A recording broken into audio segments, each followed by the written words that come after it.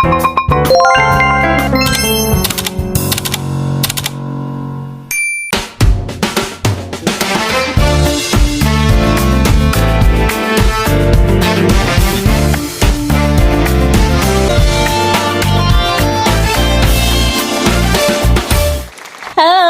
pagi semuanya.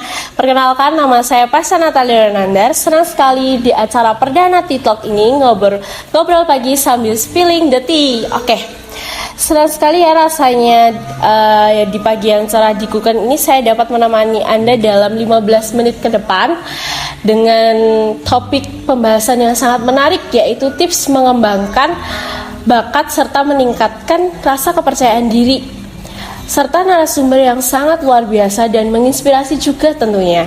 Nah, banyak dari kita nih para remaja yang memiliki bakat terpendam, namun dari diri kita sendiri tidak ada rasa bakat percaya diri untuk menunjukkan bakat tersebut kepada orang lain. Maka dari itu, Titok hadir di sini untuk menghadirkan dan memberikan tips mengembangkan bakat dan meningkatkan kepercayaan diri bagi kita. Oke, nah Tea Lovers, di studio kita sudah kedatangan tamu yang spesial di hari ini, yaitu ada Kak Nur Aziza Rusdiana. Dia adalah salah satu putri Solo tahun 2022, penari tradisional dan juga merupakan mahasiswi di kampus universitas ternama di Indonesia. Oke, dan kita bakal ngobrol-ngobrol dikit nih tentang tema kita hari ini, bakat dan kepercayaan diri bareng Kak Aziza sendiri. Oke, sebelumnya nih aku minta tolong buat teman-teman semuanya Tea Lovers buat follow Instagram kita, yaitu @teatalks.show.id, biar bisa kalian tuh teman-teman Tea Talks semuanya bisa tahu apa sih kegiatan kita yang bakal lakukan hari ini. Oke, kita sambut aja sih ya hari ini Kak Aziza. Oke. Halo Kak. Terima kasih ya udah datang. Oke, silakan duduk. Oke, udah datang nih hari ini. Oke, aku sedikit mau mengulik tentang Kak Aziza nih ya. Boleh kan? Boleh dong. Oke, yang pertama nih Kak, aku mau tanya, kenapa sih Kak Aziza memilih untuk mendaftarkan diri menjadi Putri Solo? Oke, jadi sebelumnya aku dari SMP kalau nggak salah, aku emang suka ngikutin Putri Indonesia, terus aku suka ikutin Miss Universe, Miss International. Jadi dari situ aku terbitlah jiwa-jiwa kompetisi sih. Tapi sebenarnya aku nggak ada pemikiran untuk daftar tahun ini. Maksudnya kayak yang tahun ini banget mendadak tuh nggak ada. Tapi tiba-tiba kemarin kan karena lagi liburan semester juga, 1,5 bulan aku nggak tahu harus ngapain, dan kebetulan kemarin itu aku habis having a mental breakdown. Aku habis break up with my ex. Terus ya aku mikirnya daripada aku 1,5 bulan ini nangis doang di rumah, mending aku daftar aja. Oh gitu. Jadi ada rasa ya. Terus yang kedua nih Kak, terus kesulitan apa sih yang kakak hadapin dalam pas mengikuti seleksi Putri Solo ini tuh? Sebenarnya kesulitan itu datang dari aku sendiri, karena setiap harinya itu kan bakal ada dress code yang ditentukan sama senior-senior kan di Putra Putri Solo. Nah, mereka itu ngumuminnya di malam hari, sedangkan pagi harinya tuh kamu udah harus punya baju itu. Kan malam hari jam 9 siapa sih, toko-toko udah pada tutup. Panik semua ya. Terus kayak kita harus pinjam teman-teman, harus chat teman-teman semua, ini kayak gini-gini. Dan lagi kan karena kami tuh bener-bener padat selama pembekalan 20 hari ini, pulang tuh jam 1 pagi, jadi jam 6 udah harus on point lagi, udah harus pakai bulu mata lagi. Udah cantik lagi ya. Itu kebiasaan yang menurutku cukup membosankan. 20 hari aku harus kayak gitu terus dan harus pura-pura bahagia kan. Agak sakit hati ya di situ posisinya.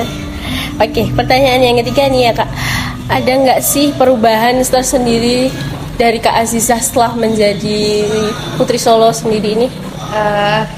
Perubahan lebih ke cara aku membawa diri di depan umum. Apalagi kalau pergi-pergi. Dulu tuh aku sama sekali pergi tuh nggak pernah pakai makeup. Sama sekali aku lipstick lip tint tuh aku anti banget. Aku nggak bisa pakai lipstick atau lip tint. Tapi sekarang karena ya sebenarnya awalnya dari tuntutan. Tuntutan kayak kamu pergi tuh minimal ya apa sih, ngalis lah or something, or pakai lip tint biar nggak kelihatan pucat.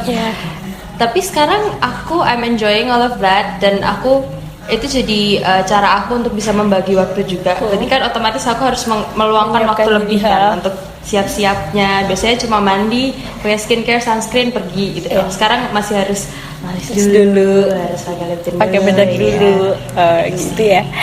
Oke, selanjutnya nih ya bicara soal bakat nih Kak. Nah, sejak kapan sih Kak Azizah tuh mulai mengembangkan bakatnya buat menari? Aku ikut sanggar itu kelas 2 SD 2008 kalau nggak salah, 2009 itu aku ikut nari sampai sekarang. Oh gitu. Terus dengan kesibukan yang cukup padat nih buat Kak Azizah ya. Terus gimana sih Kak Azizah membagi waktunya buat antara kuliah atau kegiatan acara di Putri Solo? Gimana sih Kak? Oke, sebenarnya kalau untuk membagi waktu antara akademik sama kegiatan aku di Putri Solo di Solo ini tuh sebenarnya aku belum bisa menemukan jalan tengah yang benar-benar aku bisa adil membagi waktu antara kanan dan kiri. Jadi aku sekarang cukup keteteran untuk kuliah aku, dan karena aku benar-benar KRS-an tuh waktu aku pembekalan, jadi aku udah terlanjur ngambil 24 SKS nih, aku udah nggak bisa ngurangin sama sekali.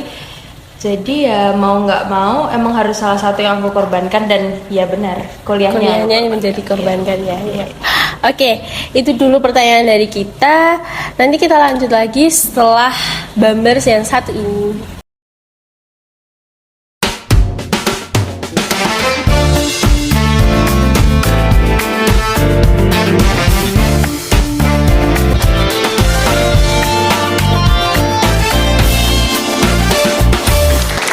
Oke, kembali lagi nih di TikTok. Terus kita lanjutin ya pertanyaannya. Oke. Gimana sih Kak prosesnya dari seleksi sampai keterima jadi Putri Solo? Oke, jadi pertamanya sebenarnya aku udah tahu pengumuman ada pendaftaran Putra Putri Solo tahun ini tuh lewat Instagram mereka karena aku udah lama follow. Tapi aku juga ikut roadshow mereka, jadi mereka ngadain roadshow ke beberapa tempat di Solo yang emang bener-bener isinya anak tongkrongan anak muda gitu, biar lebih biar lebih familiar lah. Terus aku ikut yang di Paragon, terus aku daftar lewat Google Formnya di hari pendaftaran hari terakhir banget. Dan kayak rasanya sebenarnya nggak terlalu nggak seniat itu untuk daftar.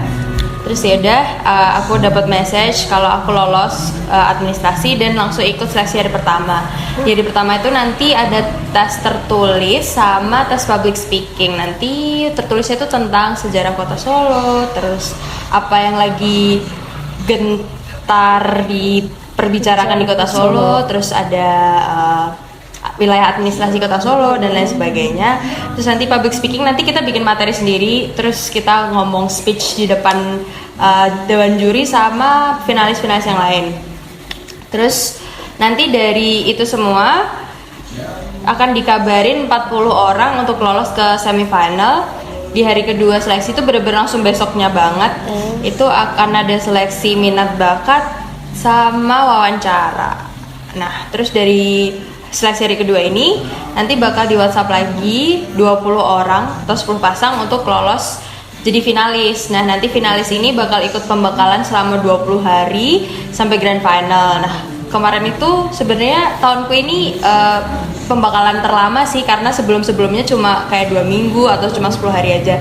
Nah, selama 20 hari yang kemarin aku jalanin sama teman-teman satu angkatan ini, kita ada kayak media visit, kita ke Kompas, kita ke Radar Solo dan lain sebagainya. Terus kita dapat materi-materi dari Bank Indonesia, dari kantor pajak, OJK, tentang ya kita pokoknya benar-benar dikenalin lah tentang Solo. Solo itu punya apa aja sih, Solo itu bermanfaatnya di bidang mana aja buat masyarakatnya. Oh gitu, cukup berat ya ternyata ya. Tapi ada sedikit rasa kangen rumah nggak sih selama karantina itu? Iya, of course, karena aku sampai rumah tuh jam 1 pagi, terus jam 6-nya udah harus pergi lagi. Jadi di rumah tuh benar-benar cuma buat bobo ya, buat tidur doang. Terus jadi kita tiap hari tuh harus nulis diary. Jadi nanti misal kamu pembekalan hari pertama ngapain aja kamu tulis, terus nanti dikasih fotonya. Nah, itu tuh benar-benar yang capeknya di situ sih, karena pagi-pagi harus dandan, terus nanti lupa belum nulis diary, harus nulis diary dulu. Ya udah, cukup berat ya. Oke, lanjut nih. Apa aja sih kegiatan Putri Solo selama Kak Aziza udah jadi Putri Solo ini? Kegiatannya sih sebenarnya dibagi dua ya. Ada kegiatan yang dari dinas kebudayaan dan pariwisata karena kita diatasi oleh Disputpar. Ada kegiatan yang emang dari swasta, emang yang ya bukan dinas lah intinya. Kalau dari dinas itu biasanya kita among tamu or kita jadi diregistrasi or something kayak gitu. Sebenarnya apa ya, tugas yang benar-benar kita jalanin tuh mayoritas tuh jadi among tamu sih. Spesialis among tamu. Dan tapi kalau misal ditanya secara hukum kita bertugas sebagai apa, ya kita jadi role model pemuda di Kota Solo yang harus bisa membranding Kota Solo, yang harus bisa mengenalkan Solo baik ke masyarakat Solo itu sendiri ataupun keluar Solo. Gitu. Terus apa sih privilege yang Kak Aziza dapatin setelah menjadi Putri Solo? Privilege itu yang paling utama pasti exposure sih, benar-benar ya di mana-mana Putri Solo nanti kalau bisa pakai selempang ya nama Putri Solo foto dulu gitu. Terus sebenarnya privilege yang lebih kerasa tuh sebenarnya malah waktu pembekalan sih, kita dapet kesempatan untuk bisa mengunjungi tempat-tempat yang bahkan orang lain tuh belum tentu bisa masuk ke situ. Contohnya kemarin ke gedungnya Bank Indonesia yang lama, kan yang baru tuh seberangnya tuh yang lama kan. Nah, itu kan jarang banget orang bisa ke situ. Terus kami kebetulan take video untuk video profile tuh di situ. Jadi ya privilege-nya kerasanya malah sebenarnya lebih pas waktu lebih istimewa ya. Dan kalau setelah crowning, setelah jadi Putri Solo ya kita tanpa selempang tuh ya bukan siapa-siapa gitu. Jadi ya gitu sih. Oke, lanjut. Sesuai dengan tema kita hari ini tentang kepercayaan diri, gimana sih Kak Azizah melatih kepercayaan dirinya biar pede di depan umum? Sebenarnya aku emang orangnya apa ya?